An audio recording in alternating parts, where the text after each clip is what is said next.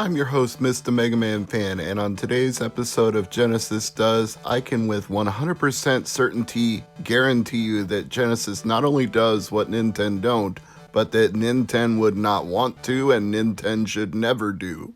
This is Elf War, or it's Super Magician, or it's Ling Huan Daoshi, or it's Revenge of Fu Manchu, or it's Reagan Doshi, or it's Revenge of Fu Manchu from the Dead.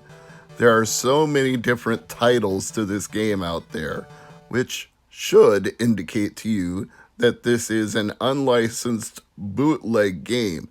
And you would be correct about that, although it got a quasi-official release in the territory of Taiwan, thanks to the developer Gamtech. Not to be confused with GameTech, the people that make video game accessories and peripherals. No, this is Gamtech, the makers of what we would refer to as shovelware if it was on the Nintendo Wii. But they never got any further than the Game Boy Advance, so they came in just before they could have really pumped out a lot of cheap crap and sold it to millions upon millions of people.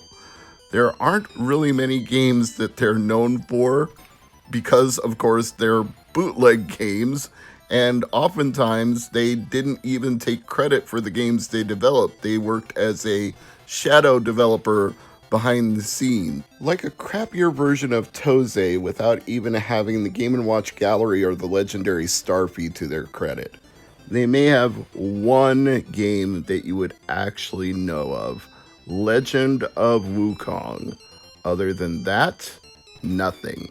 Well, nothing and this abomination of a game, which some people have politely tried to compare to Zombies Ate My Neighbors. No, it's not that. It's not even in that league. First of all, look at how choppy and terrible the scrolling is. Second of all, look at the fact that your hero character randomly speeds up and slows down in his walk cycle. I can't tell if that's because there are too many sprites on the screen at one time and the Genesis can't handle them all, or if the game is just poorly optimized, poorly coded, poorly executed in every conceivable way. I would say the latter because, honestly, when the enemies disappear before your shots even hit them, that either says their hitboxes are too large or their programming is just terrible. There is a decided lack of sound effects, save for a small poof when you hit something and it vanishes, which, fine, okay, whatever, but it hardly lights the world on fire when you have to listen to this repetitive loop of bad music over and over again. And sometimes you get awarded points for picking up items, and sometimes you don't. And sometimes it's clear what your objective is, and other times you're picking up an entire hot tub with a girl inside it. Yeah, what now? I guess you're supposed to rescue everyone, but there's a couple of problems with that. First of all, there are these little divots in the hedges that look like you can walk through them to get to other areas, but I've tried and I can't break through to any other areas where there might be additional people to rescue. Tried shooting at the walls, tried going through the walls, tried randomly finding new areas of wall. No, you cannot break through. There doesn't seem to be any way. Second problem is you have limited ammo, which is something I was not aware of until I ran out of it. And you just saw me die, but when you die, you don't get your ammo back. You have as many lives as you want. You can set it from 1 to 9 in the options, but you really shouldn't bother because if you run out of ammo, it doesn't matter how many extra lives you have. You're not getting any further than that. So my next thought was, maybe I can go into one of these buildings, one of these temples. That didn't work either. And then the enemies spawn endlessly.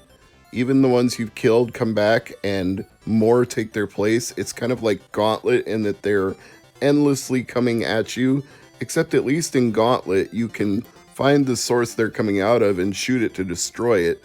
You have no such ability here. Well, you wouldn't any with no ammo, but You definitely don't either way. You can't stop them from coming. So you're going to die. And you're going to turn into a pile of bones. And that might be the only amusing thing about this game is the death animation cycle. Watching your body crumble into a heap is the only reward you get for playing this terrible game. Oh, Elf War, Elf War, Elf War. You could have been something, but you're not anything. There's like 2 frames of animation per each of these monsters. They jiggle around and stutter uncontrollably, and it's very nauseating if you stare at any one part of the screen for too long, given the way it jumps up and down at you.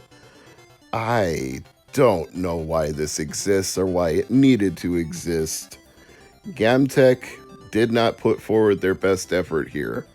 I'm not sure if Legend of Wukong can be called their best effort, but as Genesis titles go, it might be. It certainly is compared to this.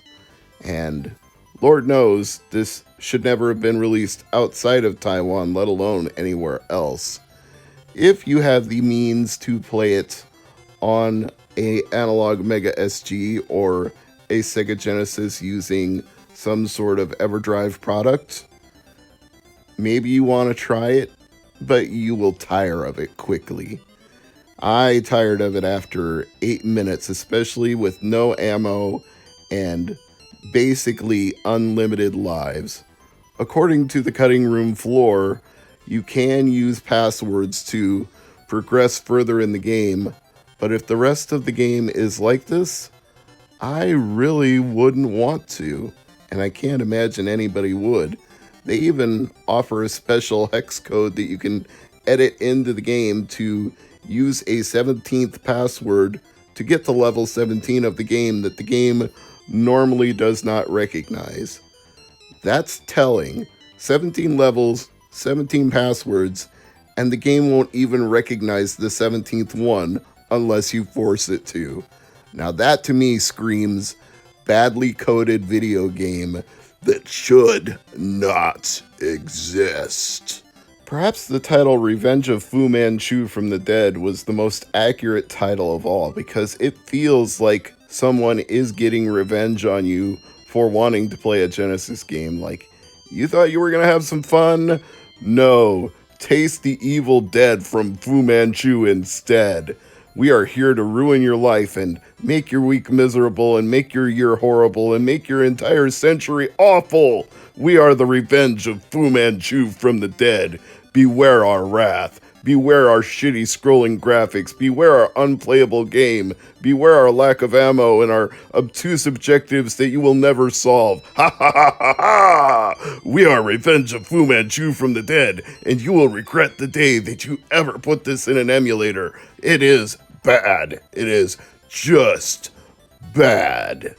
Even Rerez would say the same. So, why not go watch one of Shane's videos about a game that's just bad? Because this one certainly is. I'm Mr. MegaManFan. Thanks for watching.